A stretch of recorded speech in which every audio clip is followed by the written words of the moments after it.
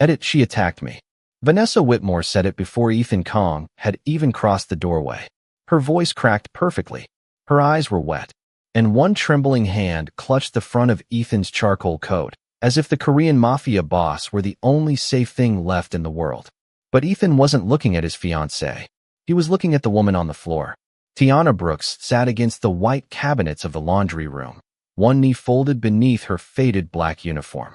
Her dark skin had gone strangely pale around the lips. A thin line of blood marked the corner of her mouth. Beside her, a steam iron hissed against the marble tile. Hot, still plugged in. And across Tiana's wrist, a fresh red burn was beginning to rise. Ethan's eyes stopped there. Before we continue, where are you watching from? Drop your city in the comments below, and if you believe dignity and justice still matter, hit like and subscribe. Now, back to Ethan Kong. 3 hours earlier, he had been sitting in a private room in Manhattan discussing numbers that could make powerful men disappear. He wasn't supposed to be home. Nobody knew he was coming. That detail settled into the room like smoke. Ethan. Vanessa pulled closer. She went crazy. Ethan said nothing. At 36, Ethan Kong had learned that frightened people often rushed to fill silence. So he gave Vanessa all the silence she needed. I caught her stealing my bracelet, Vanessa continued. I confronted her, and she grabbed me. Look, she lifted her forearm. 3 faint scratches crossed her skin. Ethan studied them. Then his gaze returned to Tiana. The maid had worked inside Kong Mansion for 6 weeks. He barely remembered hearing her voice. She arrived before sunrise, moved quietly, cleaned rooms where men discussed blood and money, then disappeared into the East Staff wing with her 3-year-old son. Invisible, efficient, exactly what Ethan required from household staff. But invisible women were not supposed to end up on marble floors with burns on their wrists. Tiana, her eyes lifted. Steady, too steady. What happened? Vanessa turned sharply. I just told you. Ethan raised one finger. That was all. Vanessa stopped. Midward. The only sound left was the iron. Hiss, hiss, hiss. Tiana slowly pulled her burned wrist beneath her sleeve. Nothing, Mr. Kong. Ethan's jaw tightened. He had interrogated men who lied while staring down the barrel of a gun. He knew the small things. The pause before an answer. The controlled breath. The way someone protected one side of the body. Tiana was lying. Did Vanessa hurt you? For the first time, something moved behind Tiana's eyes. Not fear of him. Something else. Her gaze slipped past Ethan, toward the small oak work table in the corner. Only for half a second. Ethan followed it. Nothing. Just shadow beneath the table. A fallen towel. A tiny red sneaker. His eyes narrowed. No, sir, Tiana whispered. Vanessa released a shaky breath. There. You see. Ethan didn't move. The red sneaker disappeared farther into the darkness. Someone was under the table. Small. Watching. Tiana saw. 6 weeks earlier, Tiana Brooks had arrived at Kong Mansion with one suitcase, $43 in her checking account, and a sleeping 3-year-old boy pressed against her shoulder. She had not come looking for kindness. She had come looking for work. The mansion stood beyond black iron gates in Westchester, all pale stone, smoked glass, and cold symmetry. Even the morning sunlight seemed quieter there. Men in dark suits watched from security posts. Black vehicles moved through the circular drive without license plates Tiana could remember. She understood the warning before anyone gave it. See nothing. Hear nothing. Ask nothing. Mrs. Dalton, the house manager, led her through corridors polished so brightly Tiana could see the worn soles of her shoes reflected beneath her. Mr. Kong values discretion. I understand. His private study is never entered without permission. Yes, ma'am. The East Conference Room is cleaned only after security clears it. Tiana nodded. And your son stays in the staff wing. At that, Tiana's hand tightened around Milo's small fingers. He won't cause trouble. Mrs. Dalton glanced down at the little boy hiding behind his mother's coat. They all cause trouble eventually. Tiana said nothing. Silence had fed her before. Silence had kept landlords patient for one more week, kept angry customers from costing her restaurant jobs, kept supervisors from calling her difficult when they spoke to her like she was something left on the floor. She knew how to disappear. Within days, Tiana learned the rhythm of Ethan Kang's world. He left before sunrise 3 mornings a week. His coffee was black. His shirts were sent to a private cleaner in Manhattan. And when 5 Korean men entered the West study after midnight, the household staff suddenly found reasons to work on another floor. Tiana never stared. That was why Ethan barely noticed her. Once, she passed him on the staircase while carrying fresh linens. He was speaking Korean into his phone, his voice low and controlled. Tiana stepped aside. "Good evening, Mr. Kong." He paused, looked at her, then continued walking. That was their longest conversation for 12 days. Tiana preferred it that way. At night, she returned to the small staff apartment where Milo waited with crayons scattered across the carpet. She counted bills at the kitchen table after he fell asleep. Daycare, groceries, the inhaler her insurance refused to fully cover. Every dollar already had a place before she earned it. When the hem of her uniform tore, she stitched it beneath the yellow light above the stove. When her shoes cracked near the toes, she covered the damage with black polish. When Mrs. Dalton offered leftover salmon from a dinner party, Tiana wrapped half for Milo. She never complained. People often mistook that for weakness. Vanessa Whitmore noticed her during the 3rd week.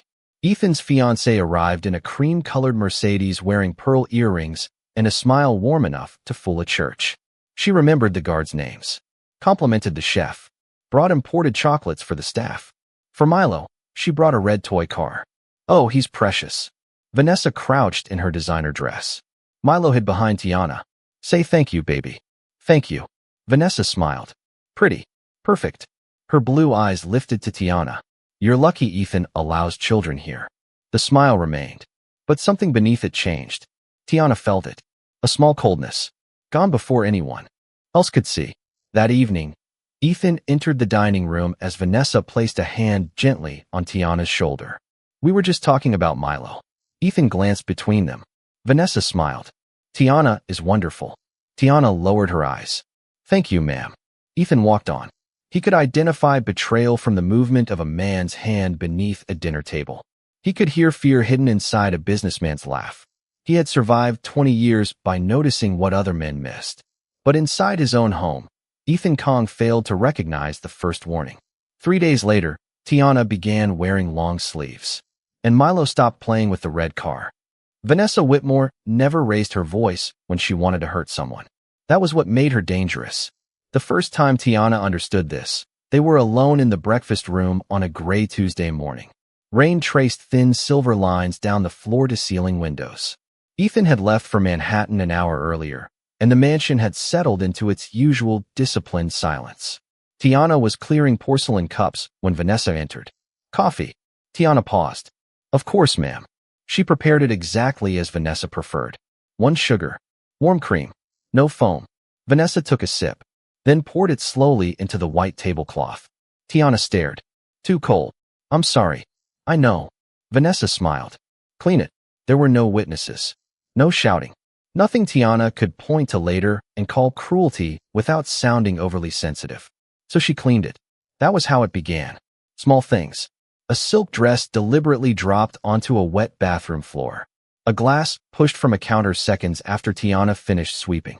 A silver tray returned because Vanessa claimed she could see fingerprints that weren't there. Each time, the same quiet smile. Each time, Tiana apologized. "Nervous around me." Tiana looked down. "Sorry, ma'am." Ethan accepted the explanation. That mistake would return to him later. Vanessa was perfect when he was watching. She donated to children's hospitals, hosted fundraisers beneath crystal chandeliers, kissed Ethan's cheek before his men entered closed-door meetings. She even remembered Milo's birthday. The red toy car arrived wrapped in silver paper. Milo loved it for 2 days. On the 3rd, he rolled it into the west hallway while Tiana changed linens upstairs. Vanessa found him. Tiana never knew exactly what happened. She only heard Milo crying. By the time she reached the hallway, Vanessa was kneeling beside him, holding the red car. "Milo wandered somewhere dangerous," she said. Tiana scooped her son into her arms. "I'm sorry." Vanessa's eyes hardened. "You say that a lot." Tiana held Milo tighter. Vanessa stepped closer. Her perfume smelled of white roses. "You should." That night, Milo pushed the red car beneath his bed. He never touched it again. The punishments changed after that. Vanessa began summoning Tiana to rooms far from the other staff. The dressing room, the wine cellar, the laundry room. Always places with thick doors. Always when Ethan was gone. Once, Tiana emerged from the cellar with a purple mark above her elbow. Mrs. Dalton saw it. Cabinet door? Tiana hesitated. Yes. Another time, the chef found her pressing ice against her wrist. Burn yourself? Tiana looked toward the doorway. Yes. By the 5th week, long sleeves became part of her uniform, even in warm rooms, even while carrying steaming laundry. Milo noticed. Children always noticed what adults trained themselves to ignore. One evening, he touched the fabric covering his mother's arm. Mommy hurt. Tiana forced a smile. No, baby. Pretty lady. Her breath stopped. Milo. He blinked. Tiana crouched quickly. You don't say that. But, you never say that. Her voice came out sharper than she intended. Milo flinched.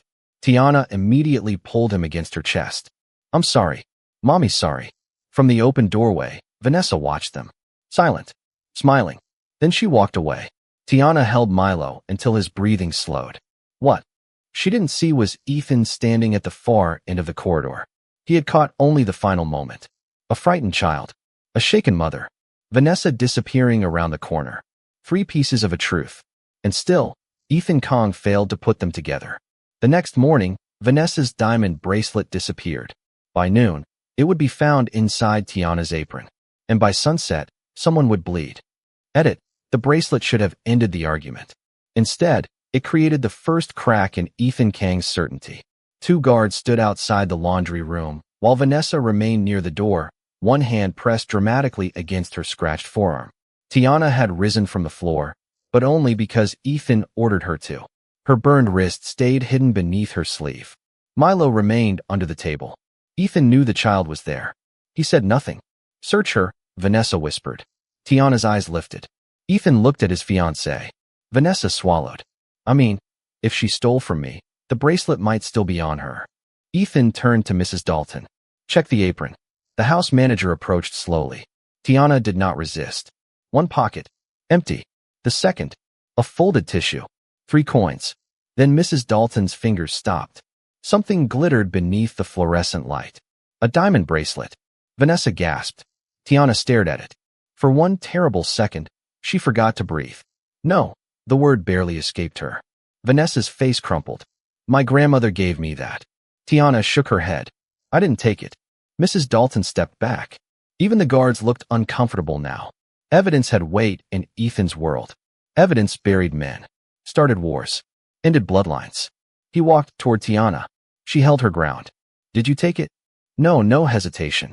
Did you put it in your apron? No, sir. Ethan watched her face. Then her hands. Then the slight movement of her eyes toward the table. Again. Always the table. Vanessa saw it too. She's lying to you. Ethan ignored her. Did Vanessa hurt you? Tiana froze. There it was. The question she had feared for 6 weeks. Her eyes moved toward Milo's red sneaker beneath the table. She remembered Vanessa in the staff corridor 3. Nights earlier. A locked door. White rose perfume. A voice soft enough to sound civilized. You tell Ethan anything, and you won't have to worry about this job anymore. Tiana had remained silent. Then Vanessa smiled. Neither will your son. Tiana looked at Ethan. The most feared Korean man in New York stood less than 6 feet away. Powerful enough to make people vanish. Powerful enough to protect Milo. Or destroy everything if he chose the wrong person to believe. No, sir. Ethan's expression did not change. But something cold settled in his chest. He knew a lie when he heard one. What he did not know was why she told it. Vanessa exhaled. You see? This is ridiculous. She reached for Ethan's arm. He moved before she touched him. A small movement. Half a step. Vanessa noticed. So did Tiana. Mrs. Dalton, Ethan said. Yes, Mr. Kong. Tiana stays in the East Staff Wing until I finish looking into this. Tiana's face tightened. Vanessa blinked. You're not firing her. No, she stole from me. I heard you. Then why? Ethan turned. Vanessa stopped. His voice remained quiet. Because someone is lying in my house. The iron hissed behind him. Tiana lowered her eyes. Ethan looked at her burned wrist. Then at Vanessa's scratches. Then at the bracelet in Mrs. Dalton's hand. For 20 years, Ethan Kong had trusted evidence before emotion. It had kept him alive. So he made the decision his world had trained him to make. Take Tiana upstairs. Tiana closed her eyes. Just once. Disappointment passed across her face so quickly Ethan almost missed it. Almost. Mrs. Dalton guided her tea. 5 words from a child can sound harmless, until they describe a nightmare. At 1:17 in the morning, Ethan Kong was still awake. The mansion had gone dark hours earlier. Rain pressed softly against the windows of his study, and a single amber lamp burned beside an untouched glass of whiskey. On the desk lay Vanessa's bracelet. Ethan stared at it. Evidence. Clean. Simple. Too simple. Tiana had been accused. The bracelet had been found in her apron. She had denied stealing it. Then she had lied about the burn on her wrist. Ethan hated contradictions. In his world, contradictions usually meant someone was hiding a weapon or a grave. He closed his eyes. But instead of Tiana's face, he saw Milo, the boy burying himself against his mother's dress. The fear when Vanessa spoke. Ethan stood. The kitchen lights were off when he entered. Almost. A small lamp above the stove cast a pale yellow circle across the marble island. Milo sat on a chair. Alone. His small legs hung above the floor. Both hands wrapped around a cup of milk. Ethan stopped. Milo looked up. Neither moved. Why are you awake? Milo shrugged. Mommy's sleeping. Then you should be sleeping too. Another shrug. Ethan had negotiated with armed men more cooperative than this child. He opened the refrigerator. Took out a bottle of water. Milo watched him. Mr. Kong. Ethan turned. Your mommy's wrist. Milo looked down at his milk. Does it hurt? A slow nod. Ethan leaned against the counter. How did she hurt it? Silence. He waited. Milo's fingers tightened around the cup. Mommy says sorry. Ethan's eyes narrowed. For what? Milo shrugged. Things. What things? Cup. A pause. Dress. Another pause. Floor. Ethan felt something cold move through him. Who makes her say sorry? Milo looked toward the kitchen door. Empty. Still, the boy lowered his voice. Pretty lady. Vanessa. Ethan placed the water bottle on the counter. Carefully. What does the pretty lady do? Milo's bottom lip trembled. Ethan saw it. He changed his voice. Softer. You're not in trouble. Milo looked at him. Mommy, your mother isn't in trouble either. That was not entirely true. Not yet. But Ethan suddenly wanted it to be. Milo stared into his milk. Pretty lady says sorry first. Ethan frowned. What? Say sorry. Your mommy says sorry? Him harder than any accusation. He crouched. Slowly. Now they were eye level. Milo. The boy watched him. Has the hot thing come before? Milo nodded. Once. Twice. Then he whispered. Mommy cries quiet. Something inside Ethan went still. Not anger. Anger was loud. This was colder. More dangerous. He stood.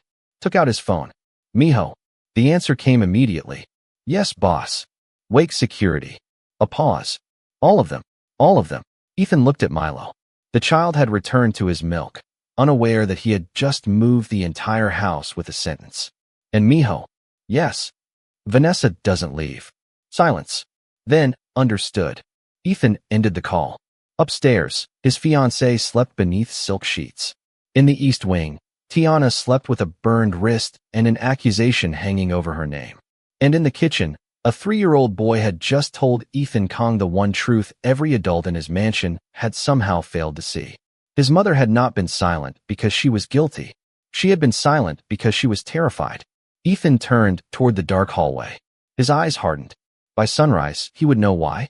And whoever had taught Tiana Brooks to cry quietly was about to learn what happened when Ethan Kong finally started listening. By 2:03 in the morning, 17 doors had changed the meaning of everything. Ethan stood inside the security room beneath cold fluorescent light. 6 monitors covered the wall. Miho Lee, his head of security, sat at the main console with 2 technicians behind him. Nobody spoke. Laundry room camera, Ethan said. Miho typed. A black screen appeared. No signal. Since when? Another series of clicks. Miho's expression hardened. 6 weeks. Ethan looked at him. Exactly 6. Yes, boss. The room went still. 6 weeks. The same week Tiana Brooks arrived. Who reported it? No one. Ethan turned slowly. Miho lowered his eyes. That answer was dangerous. Not because Ethan punished mistakes. Because everyone in the room knew how much he hated patterns being ignored. Hallway cameras. The screens changed. Footage appeared. Silent. Gray. Ordinary. Ethan watched Vanessa enter the East Staff corridor. Timestamp. 10:42 a.m. He had been in Manhattan. Next, Vanessa again. 3 days later, 7:16 p.m. Ethan had been in Queens. Next, 11:03 a.m. Next, 4:28 p.m. Next. Again, again, again. Vanessa always entered alone. Tiana always appeared later. Sometimes 10 minutes. Sometimes 20. Once, 43. By the 9th clip, Ethan stopped sitting. By the 12th, Miho stopped looking at him. By the 17th, no one in the room moved. 17 times, Ethan said. His voice was almost a whisper. Miho nodded. Every visit happened while you were away. Ethan stared at the final image. Tiana emerged from the corridor wearing a long-sleeved uniform. She carried laundry against her chest. Her walk was normal. Almost. Back. The technician reversed the footage. Slower. Tiana moved backward, then forward. Ethan saw it. A slight flinch when the laundry touched her left arm. Freeze. The image stopped. Ethan leaned closer. He remembered the purple mark. The ice. The sleeves. 3 pieces of a truth. No, more than 3.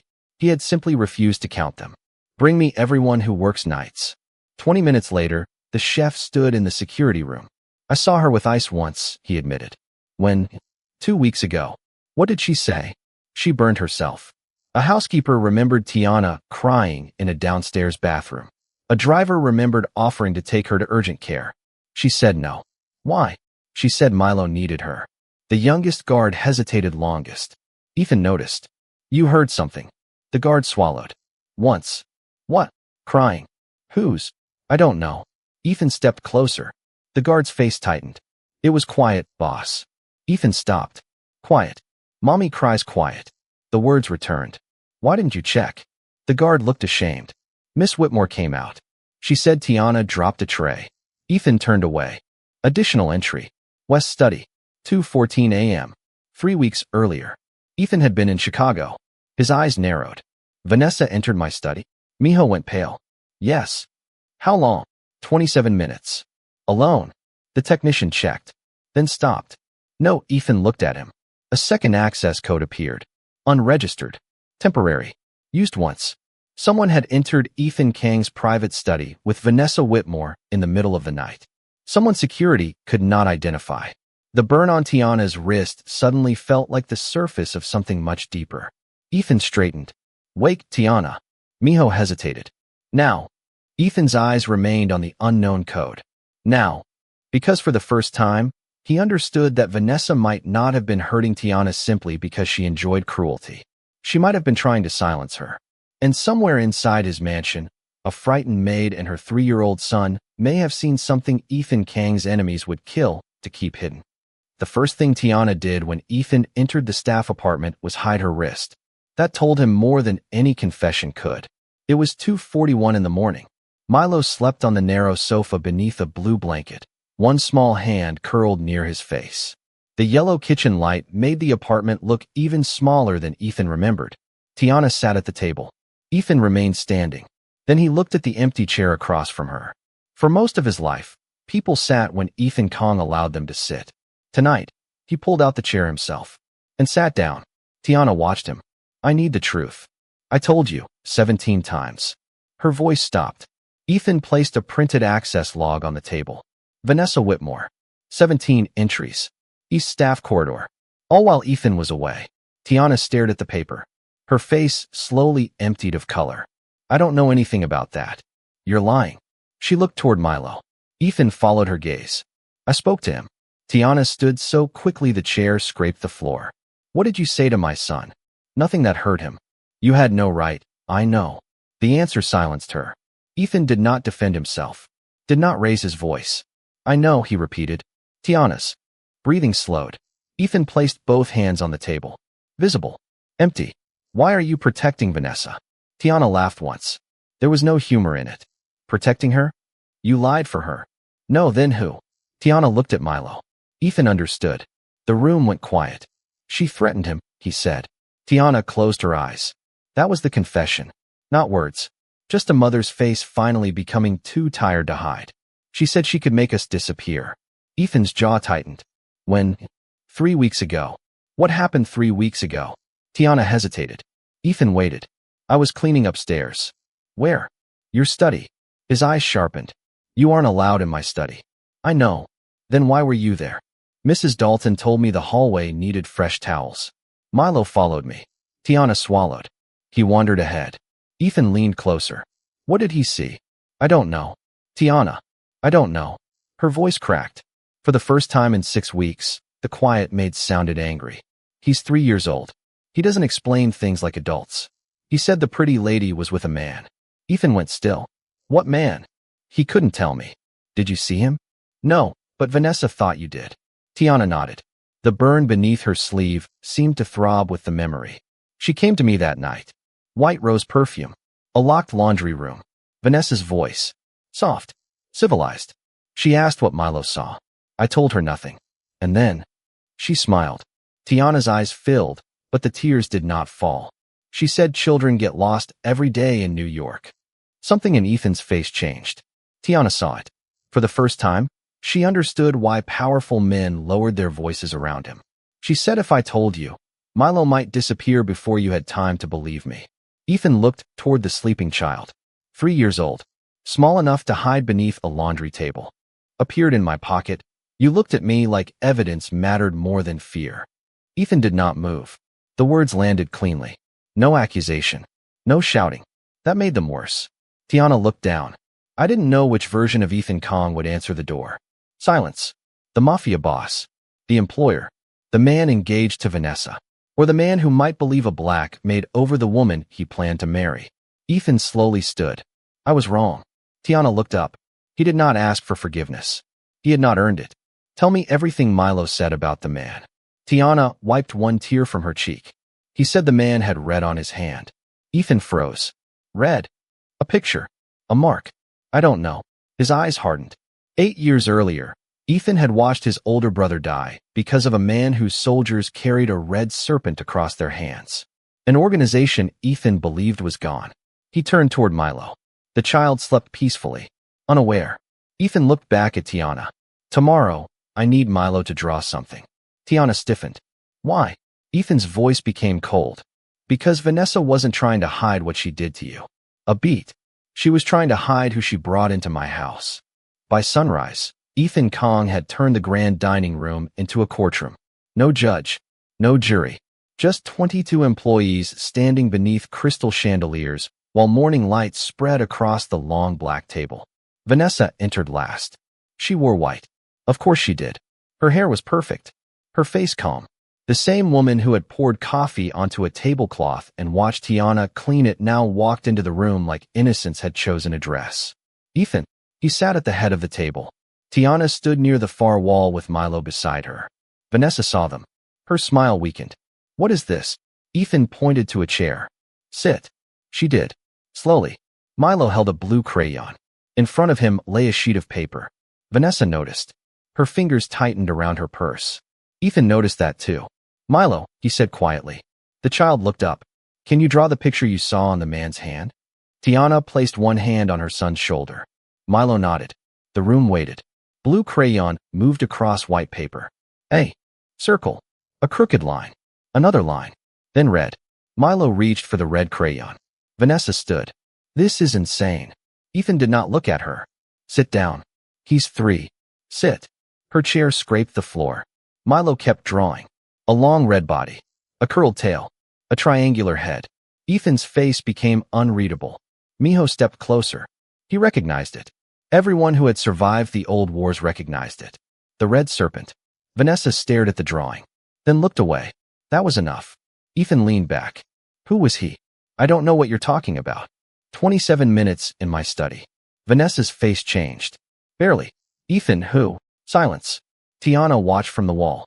For 6 weeks, Vanessa had controlled every room by deciding who was allowed to be afraid. Now fear had changed chairs. Vanessa laughed. A small, brittle sound. You're believing a maid and a toddler over me? The words hung in the air. Tiana's eyes lowered. Ethan's did not. No, Vanessa smiled. Then Ethan continued. I'm believing access logs. Disabled cameras. 17 private visits. A planted bracelet. A burned wrist. Vanessa's smile disappeared. And a child who had no reason to lie. The room went silent. Vanessa looked at Tiana. The hatred came quickly now. Ugly. Unhidden. She was nothing before she came here. Tiana lifted her eyes. Steady. Vanessa pointed at her. She cleans floors, Ethan. She sleeps in a staff apartment. She brought a child into your house because she couldn't afford childcare. Nobody moved. Tiana stood perfectly still. Then Ethan rose. Vanessa stopped speaking. He walked around the table, past his guards, past the staff, until he stood beside Tiana. Not in front of her. Beside her. You're right, Ethan said. Vanessa blinked. She came here with almost nothing. Tiana looked at him. Ethan's voice remained calm. And still, she had more dignity than anyone who used power to make her afraid. Vanessa's face went pale. That apron wasn't Tiana's. Vanessa froze. It was replaced yesterday morning. Mrs. Dalton placed a second bag beside the first. Inside was the original apron. No bracelet. No torn pocket. No missing item. Vanessa's lips parted. He froze midward. Because Ethan Kong had not called everyone into the room to discover the truth. He had already discovered it. He had brought them there so Tiana Brooks would never again have to defend her dignity in private. Vanessa Whitmore, Ethan said. His voice filled the room. You entered my home as my future wife. A pause. You will leave it as evidence. Two guards moved forward. Vanessa stepped back. No, her eyes found Tiana. You did this. Tiana's burned hand remained at her side. Her eyes steady. No, ma'am. Tiana's voice was soft. You did. The room went silent. And for the first time in 6 weeks, Vanessa Whitmore was the only person in Kong Mansion no one rushed to protect. Edit. 3 weeks later, Tiana Brooks laughed inside Kong Mansion. Not politely. Not quietly. She laughed so loudly that the sound traveled through the open garden doors and reached Ethan Kong in the west corridor. He stopped walking. For a moment, he simply listened. Sunlight covered the garden in warm gold. Milo chased soap bubbles across the grass while Tiana sat near the fountain, her healed wrist resting on her knee. The long sleeves were gone. Ethan noticed that first. Vanessa Whitmore had been removed from the mansion before noon that day. The evidence found inside her private phone had done the rest. Messages. Payments. A photograph of the red serpent contact Milo had seen. Vanessa had not loved Ethan. She had studied him. His routines. His security. His absences. And when a 3-year-old child accidentally saw the wrong man leaving Ethan's study, Vanessa had chosen the person she believed no one would defend. A maid. A black single mother. A woman who needed every paycheck badly enough to swallow pain. Vanessa had been wrong about one thing. Tiana's silence was never weakness. It was sacrifice. The investigation spread beyond Kong Mansion. Men disappeared from positions of power. Accounts were frozen. Doors once protected by money opened for federal investigators. Ethan did not tell Tiana the details. She did not ask. Some worlds were safer when they remained behind closed doors. But one morning, Tiana found an envelope on her kitchen table. Inside was a check. She stared at the number, then walked directly to Ethan's study. No, Ethan looked up. She placed the check on his desk. You haven't even asked what it's for. I know what it's for. Compensation. Guilt. The word cut cleanly. Ethan leaned back. Tiana's eyes remained steady. I don't want to become another thing you pay to make disappear. He said nothing. The old Ethan might have been offended. The old Ethan believed money could repair almost anything. But the old Ethan had once looked at fear standing 6 feet in front of him and trusted a diamond bracelet instead. So he nodded. What do you want? Tiana paused. An apology. Ethan stood. No guards. No staff. No witnesses. Just a powerful man and the woman he had failed. I believed evidence planted in your pocket before I believed the fear standing in front of me. Tiana's face remained still. I was wrong. Silence. And I'm sorry. Tiana breathed out slowly. She did not forgive him immediately. Ethan did not ask her to. Respect was not something power could demand. That was the lesson. Weeks later, Tiana still worked at Kong Mansion. Not because Ethan rescued her. Because she chose to stay. Her salary increased. Milo received childcare. Security rules changed. Every staff complaint now reached Ethan's office without passing through management. Small changes. Quiet changes. The kind that mattered after the chandeliers stopped shining and the guests went home. In the garden, Milo's bubble floated past Ethan's shoulder. The boy ran after it, then stopped. Mr. Kong. Ethan looked down. Milo pointed toward his mother. Tiana was speaking with the gardener. Then she laughed again. Bright. Uncontrolled. Alive. Mommy laughs loud now. Ethan looked at her. He remembered the iron hissing against marble, the hidden wrist, the tiny red sneaker beneath the table. Mommy cries quiet. For words from a child had exposed cruelty. A drawing had exposed betrayal. But it was this sound that told Ethan the story was finally over. Yes,